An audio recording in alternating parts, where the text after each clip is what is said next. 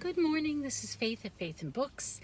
I'm once again waiting to pick up my grandson, and I'm just doing a very quick November TBR. First of all, my second grandson was born on Monday. I made my last video on Monday morning, and he was born around 10 or 10:30 that night by C-section. So he really gave his mother a hard time, but he came out nice and healthy, very big, 9 pounds, 8 ounces. And so we're all very happy about that. And so I wanted to do this TBR because next week we're going up to meet him next Thursday.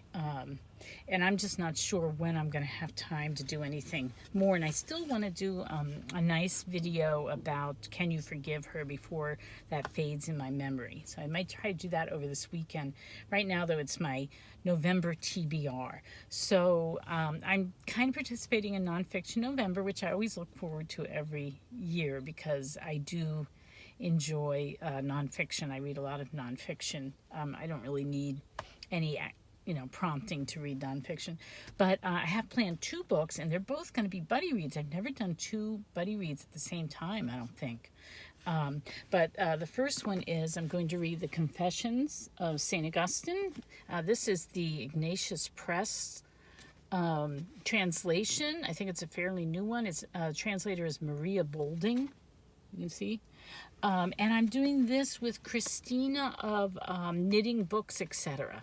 We're going to read this together. We're going to start the second week in November because I'm going away the first weekend for a long weekend. It's also our 33rd, I've been saying 32nd, but it's our 33rd wedding anniversary also that weekend, and we're going up to Boston to meet the new grandson and also visit my granddaughter, who I hardly ever get to see, and I'm so sad about that all the time. But anyway, Christina and I are going to read this together, and I sent her a timetable of how I imagine conquering it.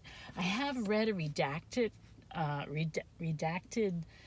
modern translation several times, and then I've read chunks of this in the John Ryan translation, but I haven't read a full translation.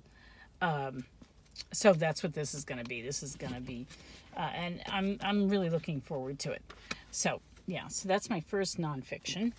So Confessions by St. Augustine of Hippo, right? And then the second thing is also a buddy read I'm doing with Mark of Book Time with Elvis, and we're also starting it the second week in November. And this is A Sense of the World. How a Blind Man Became History's Greatest Traveler by Jason Roberts, no relation.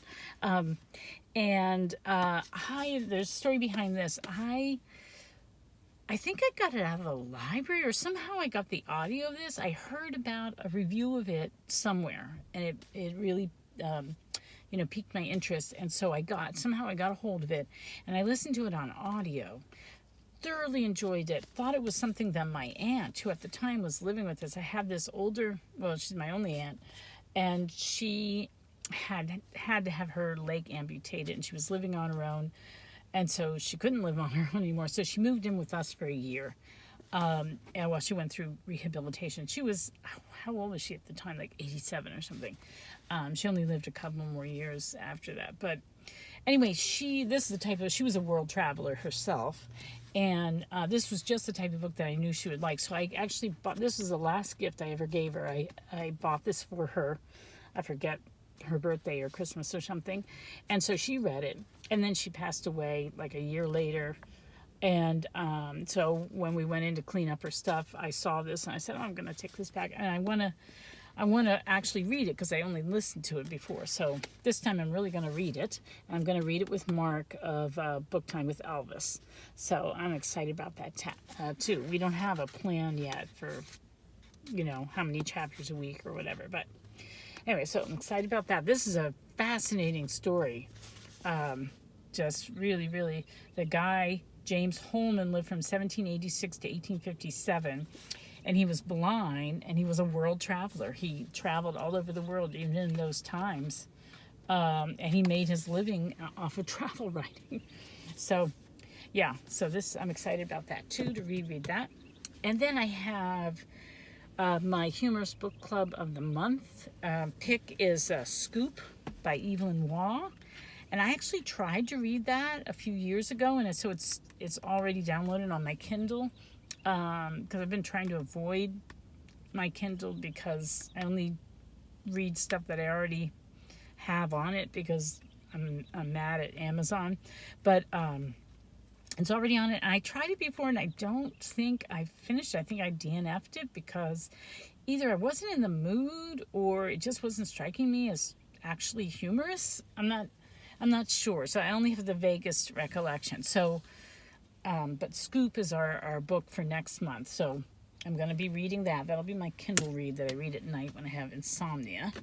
And then I'm going to be continuing 2 more Victorian reads into November. We've extended Lorna Dune. I'm still not very far into it. I really got to work on this. But I'm enjoying it. It's a lovely, lovely story. I just need to settle down. Life has just been a little bit crazy. So I think our discussion for the Victorian Book Club, I think it's like the 3rd weekend in November, maybe. I'm not sure of the day. I think I have 2 or 3 weeks into November. So I really got to focus on this. And then I'm also working through Phineas Finn. I only read a couple of chapters on Monday, the first couple of chapters.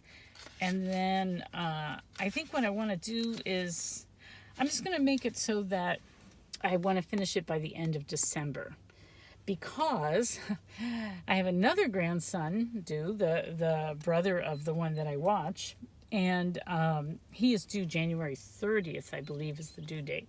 And so I want to read, and they've already named him Felix.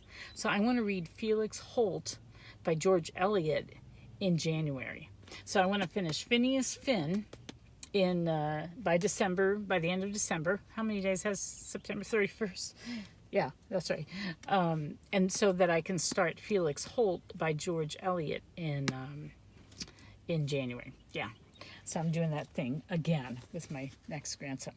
So I think that's all I want to talk about for my TBR. It seems impossible. I actually sat down and came up with a schedule of when I have time to read, because I'm still doing the Bible in a year. So that takes, every morning I get up and first thing with my coffee as I do, that takes at least like 22 to 35 minutes every morning is the Bible. Then I really don't have much free time now that I'm getting the 6-year-old to kindergarten. I just don't have the time to sit and read much longer than that. But I do have time at this period. After I drop him off and I drive over to my grandson's, I have 30 to 20 minutes to read, which I'm not doing right now. But I can use that time. And then after I drop my grandson back off here, and before I have to pick up the 6-year-old, I have about 40 minutes. So I get home and I let my chickens out because they've been in the coop, and I let them into the run. And then I lie down and I read a few minutes there, and then I take a really brief cat nap, and then I get up and get moving again. So that's a little pocket of time that I can read in. And then sometimes I can read in the afternoon after his mom, the 6-year-old's mom, gets home. Sometimes I have other stuff to do. And then in the evening is when I do. So I'm plotting out, like, how am I going to balance all this reading that I'm trying to do. I really need to plot it out and fit it into the little crevices and nooks and crannies of the day that I have, so that I can get it all accomplished. So anyway, so that's it from me. I hope you're doing well.